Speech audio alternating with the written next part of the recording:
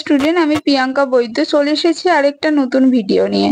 আজকে যেটা নিয়ে আলোচনা করব, নিট 2024-এর তোমাদের অল ইন্ডিয়া কোটার এক্সপেক্টেড কাট অফ কি হতে পারে সেটা নিয়ে আলোচনা করব।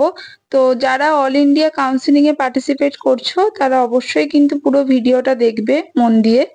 তো প্রথমেই বলি যে স্টেট কাউন্সিলিং এর ব্যাপারেও আমি আলোচনা করে দিয়েছি অলরেডি, আরো কয়েকটা বিষয় নিয়ে আলোচনা করব। তো যারা নতুন আছে অবশ্যই চ্যানেলটা সাবস্ক্রাইব করে রাখবে নতুন নতুন ক্লাস, নতুন নতুন ভিডিও সবার আগে পাওয়ার জন্য। তো নিট 2025-এর তোমরা দেখো যে অল ইন্ডিয়া কোটাতে এক্সপেক্টেড কাট অফ কি যেতে পারে। তার আগে যেটা নিয়ে আলোচনা করব সেটা হচ্ছে নিট 2024-এ তোমাদের কিরকম কি কাট অফ গেছিল, অল ইন্ডিয়া যে ফাইনাল কাট অফটা গেছিল, এবং বিশেষ করে র্যাঙ্কটা নিয়ে আমরা একটু আলোচনা করব। কারণ তোমাদের নাম্বারটা নিয়ে সেরকম কোনো কাজ হবে না, কারণ নাম্বার অনেকটাই হেরফের হবে। তো দেখো ইউআরদের জন্য যেটা গেছিল সেটা হচ্ছে 19,603 গেছিল, 2024-এর কাট অফ গেছিল। ওবিসিদের জন্য গেছিল 658 যে মার্কস গেছিল, আর 20,281 হচ্ছে তোমাদের অল ইন্ডিয়া যে র্যাঙ্ক সেটা গেছিল। ইডাব্লিউএস এর জন্য হচ্ছে 23,419 গেছিল। এসসি দের জন্য গেছিল 1,05,676, ঠিক আছে। এবং এসটি দের জন্য গেছিল হচ্ছে 1,45,207।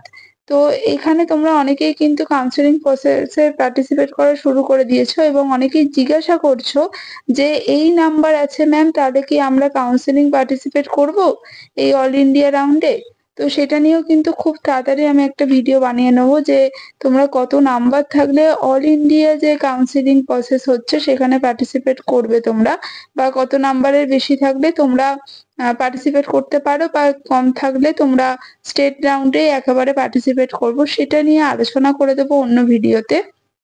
তো আজকে যেটা নিয়ে এরপরে কথা বলবো সেটা হচ্ছে তোমাদের অল ইন্ডিয়ার যে কোটা, সেখানে তোমাদের রাউন্ড 1-এর কথা বলছি। এটা কিন্তু যে কাট অফটা নিয়ে আমি আলোচনা করলাম এক্ষুনি, সেটা কিন্তু রাউন্ড 1-এর কাট অফ, ঠিক আছে। তো তোমরা যদি বলো যে প্রত্যেকটা রাউন্ড নিয়ে ডিসকাস করে দিতে, সেটাও আমি ডিসকাস করে দেবো। তো আজকে আমরা রাউন্ড 1 নিয়ে কথা বলবো, ঠিক আছে। তো দেখো যে এবার নিট 2025-এ তোমাদের কিরকম যেতে পারে সেটা এক্সপেক্টেড আমরা আলোচনা করছি। সেটা হচ্ছে ইউআরদের জন্য 20,000 থেকে 22,000-এর মধ্যে যেতে পারে, ঠিক আছে। ওবিসি একটু কনফিউশন আছে, কিন্তু ওবিসির জন্য যেতে পারে 21,000 থেকে 23,000-এর মধ্যে যেতে পারে। আচ্ছা, ইডাব্লিউএস হচ্ছে 24,000 থেকে 26,000-এর মধ্যে যাওয়ার সম্ভাবনা আছে। আর এসসি দের হচ্ছে 1,06,000 থেকে 1,10,000-এর মধ্যে যেতে পারে। এসটি দের হচ্ছে 1,47,000 থেকে 1,50,000-এর মধ্যে কিন্তু যেতে পারে। তাহলে এইটা ছিল আমাদের নিট 2025-এর অল ইন্ডিয়া কোটার এক্সপেক্টেড কাট অফ। এটা কিন্তু তোমাদের যেতে পারে, কারণ যেহেতু ইউআরদের 19,000 সামথিং যে গেছিল, তোমরা দেখলে যে নিট 2024-এ যেটা গেছিল সেটা হচ্ছে 19,603 গেছিল, কিন্তু এবছর কিন্তু সেটা 20 থেকে 22,000-এর মধ্যে কিন্তু থাকার সম্ভাবনা আছে প্রবল, ঠিক আছে।